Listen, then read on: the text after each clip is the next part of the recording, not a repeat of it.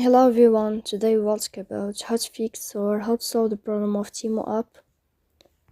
You will go to settings.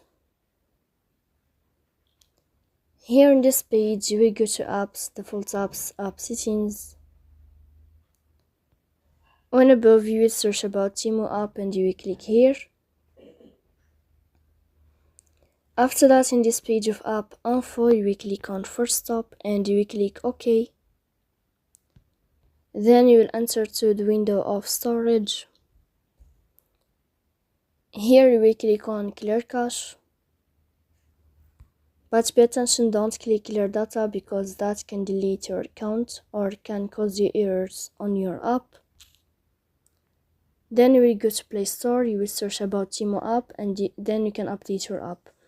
So please don't forget to support us by like and subscribe. See you next time.